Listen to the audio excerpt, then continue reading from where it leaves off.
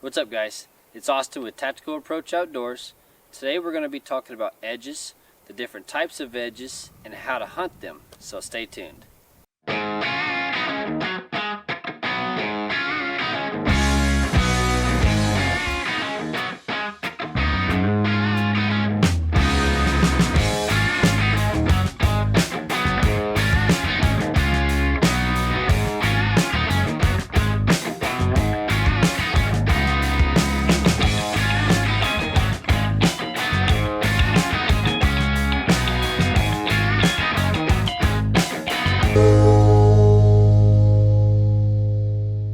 Alright, so let's talk edges. This is where a lot of guys on public land in pressured states go horribly wrong, and they wonder why they don't see any deer, much less big mature deer. On TV you'll watch guys hunting cornfields, soybean fields, right on the edges, and they'll see just a monster buck coming from like 200 yards away. They've got plenty of time to set up the camera, get their bow ready, and they're ready to rock and roll right as the deer's coming in. That's a very unrealistic expectation for guys hunting highly pressured states on public land, and even not even on public land, even private land. This pressured deer, period. You're just wasting your time on an edge, especially if you want to hunt a more mature deer, except for maybe Kansas and Iowa. Those would be good exceptions to that rule. But most of us are not hunting Kansas and Iowa, so especially not every year because of the draw. So throw that out of your book. The best way to hunt a hard edge like a crop field is to hunt the inside corner, and that's another video that I've posted in the past, so look back and find that one. What we like to find is more of a subtle edge.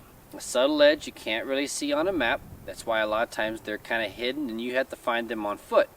It's where it's a slight vegetation change. You go from more of a mature trees to immature trees, maybe some real thick undergrowth to maybe it clears out a little bit. So that edge right there, that can be dynamite if it's hidden. Not a lot of people are getting to it or even know about it. You can find scrapes all down that edge. It can be maybe some thick bedding cover. These deer are just coming out of the bedding, and they've got some big oaks that they're feeding on. They're not leaving bedding too far. Maybe they're just going out maybe 20 yards and then coming back in. So those are fantastic places to find deer and to hunt deer. You can set up around the edge, kind of how if you're hunting, maybe also throw in a cedar thicket. Those are great ones to hunt and a great example. So that can be considered more of a hard edge because it's more definite, but I still consider that more of a more of a subtle edge. So in a clear cut, that's another great one.